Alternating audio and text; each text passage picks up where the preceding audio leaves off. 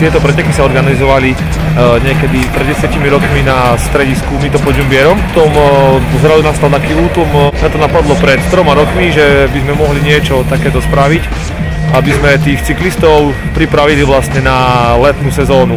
Toto je už v podstate 3. ročník. Už sa nám online prihlásilo 112 jazdcov. Prišlo síce len 90, ale aj tak sme radi. Tie podmienky sme spravili tak, aby boli čo najlepšie. V začiatku to bolo také tvrdé, bolo to super, len potom počasie sa to začalo už tá trať rozbíjať. Ale ja ako organizátor aj spolu so svojím tímom sme spravili preto všetko. A týmto by som vás chcel ešte pozvať na ďalšie preteky, ktoré sa budú konať 4.2. Interský Štrbské pleso.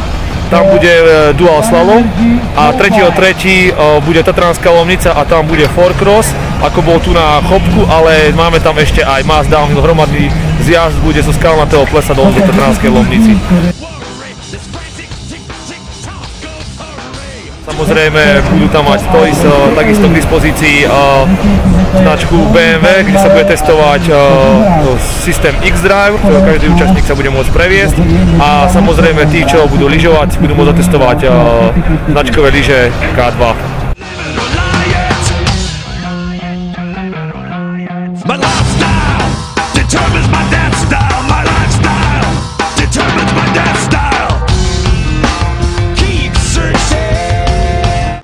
Pretek sa mi páčil, bolo to super. Je super, že sa nájdú takíto ľudia, že čo zorganizujú zimnú akciu na takejto, by som povedal, dosť v pohode úrovni.